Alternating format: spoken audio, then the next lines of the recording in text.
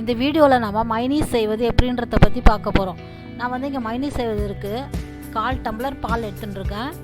அது வந்து ஒரு மிக்ஸி ஜாரில் ஊற்றிக்குங்க. நம்ம வந்து 1/2 டம்ளர் எண்ணெய் எடுத்துக்கலாம், சன்ஃப்ளவர் ஆயில். ஒரு 1/4 டம்ளரில் ஊற்றிக்குங்க, மொத்தமாக ஊற்றிடாதீங்க, கொஞ்சம் கொஞ்சமாக ஊற்றி அரைச்சா தான் நம்மளுக்கு கரெக்டாக வரும். இப்போ அது கூட வந்து ஒரு 1/4 ஸ்பூன் கடுகு பவுட்ரு போட்டுக்குங்க, 1/4 ஸ்பூன் மிளகு பவுட்ரு போட்டுக்குங்க, ஒயிட் பெப்பர் போட்டுக்கிறது நல்லது, இல்லைனா பிளாக் பெப்பரும் போட்டுக்கலாம். நம்மளுக்கு தேவையான அளவு உப்பு போட்டுக்குங்க. அதுக்கப்புறமா வினிகர் ஒரு 1/2 ஸ்பூன் ஊற்றிக்குங்க. ஊற்றிட்டு மிக்ஸி ஜாரில் வச்சு நம்ம அரைச்சிக்கலாம். ரொம்ப ஸ்பீடாக அரைக்கக்கூடாது, அது வந்து ஸ்பீடாக அரைச்சா சூடாகிடும் ஜாரு. அதனால் கொஞ்ச நேரம் அரைச்சிடுங்க. கொஞ்ச நேரம் அரைச்சிட்டு நிறுத்திடுங்க. இப்போ நம்ம கீழே பேலன்ஸில் இருக்கிற எண்ணெயை ஊற்றுருங்க. அதில் ஊற்றிட்டு திருப்பி அரைச்சிக்கலாம்.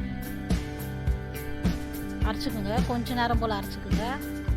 கொஞ்ச நேரம் விட்டு விட்டு அரைச்சிக்கோங்க. ஒரு 2-3 வாட்டி அரைச்சிங்கன்னா உங்களுக்கு இந்த மாதிரி பேஸ்ட் மாதிரி வந்துடும். இதை பாருங்கள், இருங்க நான் காட்டுறேன். இது பாருங்கள், நல்லா பேஸ்ட் ஆட்டம் வந்துருச்சு பாருங்கள். இது மாதிரி வர அளவுக்கு அரைச்சிக்கோங்க. நல்லா திக்காக கடிச்சிது பாருங்கள். அது ஒரு கிண்ணத்தில் எடுத்து ஊற்றிக்குங்க.